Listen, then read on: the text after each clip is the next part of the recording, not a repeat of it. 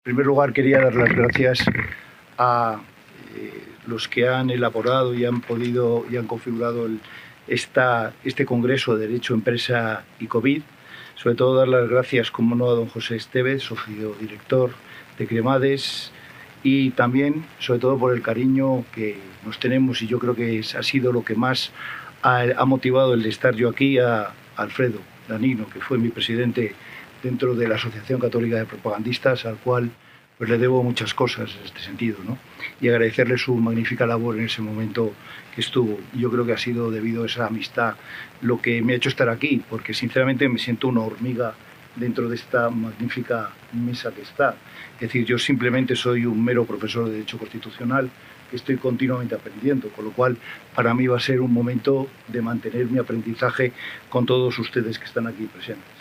Con lo cual, en este sentido, pues quiero conocerlo también, Alfonso Martínez Echevarría, por haber pensado en mí y haberlo hecho.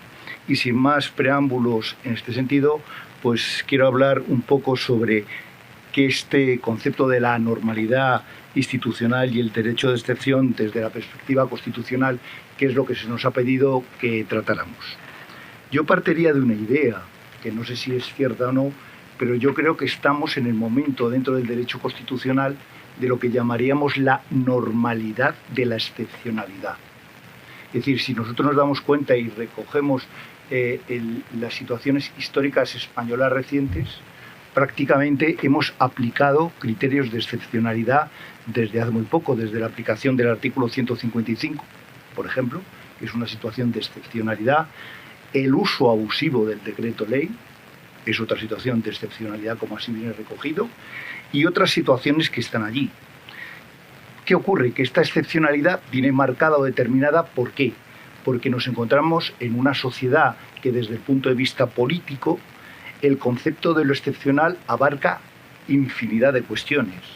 Temas del terrorismo que hemos vivido, temas del narcotráfico, crisis económicas, recuerden la aplicación del decreto ley en cuestiones económicas y la jurisprudencia que ha marcado el Tribunal Constitucional, y crisis fundamentalmente políticas también.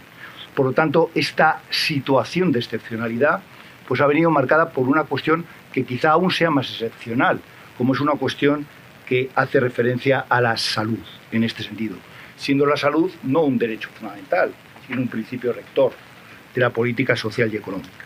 Lo único que esto va a afectar a la concreción de otros elementos.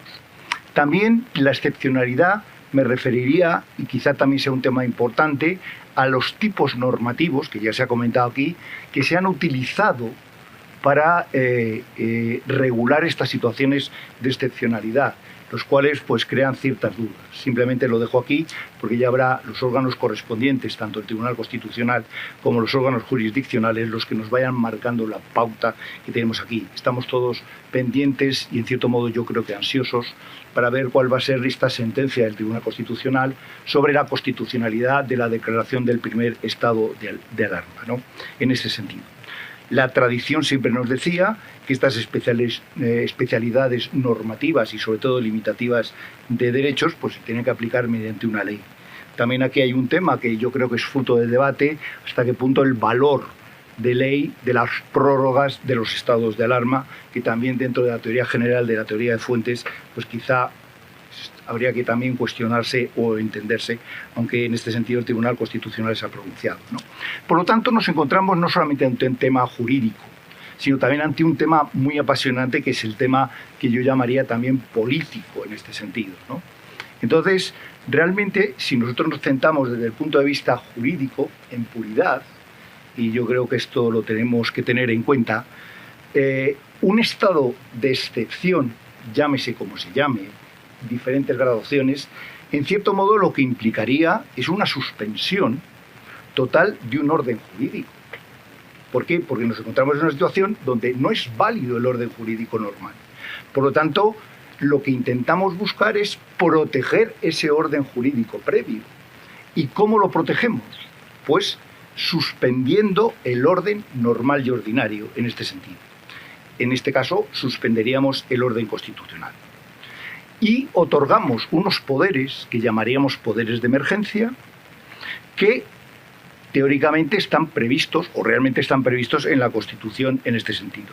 Claramente lo tenemos en nuestra Constitución, en el artículo 116, que determina que debido a una serie de circunstancias externas se puede modificar, se puede cambiar la situación y hace una gradación de las determinadas situaciones, y entre ellas incluye un modelo, que vamos a centrarnos en él porque los demás no han sido declarados, por lo tanto, que es el estado de alarma. Y el estado de alarma, dentro de sus circunstancias que pueden venir determinadas, son las situaciones que llama epidémicas, la epidemia. Epidemias que, como se sabe y se ha explicado anteriormente, son circunstancias que son inesperadas. Por lo tanto, es muy difícil la regulación de estas circunstancias que crean situaciones de excepcionalidad. Por lo tanto, es muy complejo, porque claro, el tema de estas mutaciones de pequeños seres que no se sabe si son vivos o no son vivos, estas situaciones que nos pueden dar y producir, crean situaciones que es muy difícil que los ordenamientos jurídicos, y más los ordenamientos constitucionales, y el nuestro que se elabora en un momento histórico determinado, pues no se pensaba que podía haber estas situaciones. Por lo tanto, esta cuestión es que podemos decir que estas situaciones de excepcionalidad no pueden estar previstas, o es difícilmente que estén previstas. Por lo tanto, aquí lo único que podíamos hacer son normas que estén muy abiertas en este sentido. Y concretamente yo siempre que he visto este tema y analizando cuando se declaró el estado de alarma este sitio, recordé que existía una norma, que es la Ley Orgánica de Medidas Especiales en Materia de Salud Pública, Ley Orgánica, en este sentido, y concretamente el artículo 3º, que habla de enfermedades transmisibles. Y la ley que regula el estado de alarma hace referencia a que se aplicará la normativa en relación con enfermedades infecciosas y transmisibles. Esta ley orgánica, que como saben ustedes es una ley muy breve, muy pequeña, muy corta, deja un margen de actuación a la autoridad sanitaria de realizar acciones preventivas de carácter general, pero también adoptar las medidas oportunas para el control de enfermos y de personas que estén en contacto con ellas.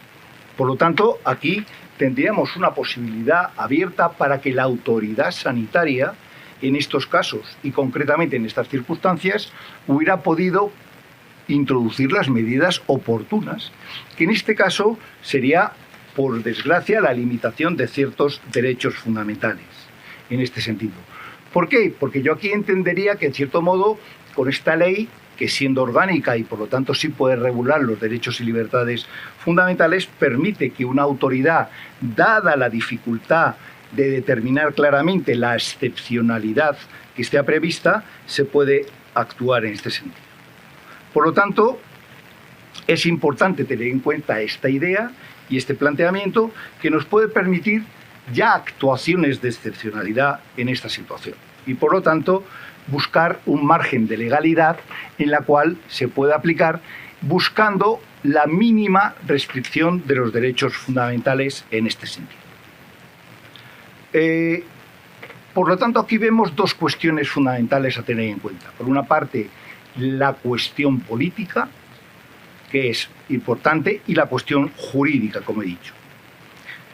Hay que intentar compaginar estas actuaciones. ¿Qué es lo que ha ocurrido? Yo creo que ha ocurrido que ha habido un problema de, si quieren ustedes, de disfuncionalidad en este sentido. El gobierno, entiendo que no ha asumido la función de una coordinación eficaz en este sentido y ha dejado en manos de las comunidades autónomas, que lo puede hacer claramente al declarar un estado de alarma, la gestión de esta pandemia. ¿Qué ocurre con esto? Pues que ha habido al final 17 soluciones diferenciadas. ¿Y esto qué es lo que ha producido? Que los ciudadanos nos encontremos en una situación de no saber dónde estábamos.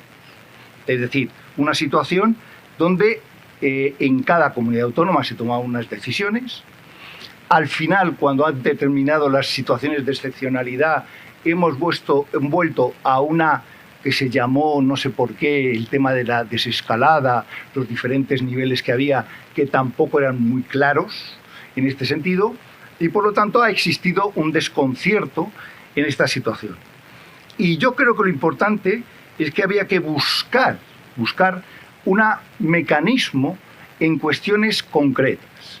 Es decir, si bien genéricamente se puede aplicar y como hemos dicho, sí tendríamos que, o se tenía que haber hecho, y yo creo que es una situación que institucional no se ha llevado a cabo claramente, ha sido el realizar una ley que hubiera regulado estas situaciones y más cuando afecta a una cuestión técnica, como es el tema de la salud y el tema de las enfermedades en este sentido. Y por lo tanto, la aplicación de estas normas se podría haber llevado en este sentido y en esta realidad que hemos comentado. Por lo tanto, ya para finalizar mi intervención, que creo que es simplemente meramente expositiva en este sentido, creo que mantenemos una situación de excepcionalidad dentro de una normalidad, porque continuamente estamos en situaciones que hemos visto, y creo que allí una de las instituciones que yo creo que ha salido perjudicada y que creo que ha perdido parte de su esencia ha sido el Parlamento, concretamente el Congreso de los Diputados, donde se ha cercenado una de las funciones básicas del mismo, que es la de el control de la acción política del gobierno. Muchas gracias.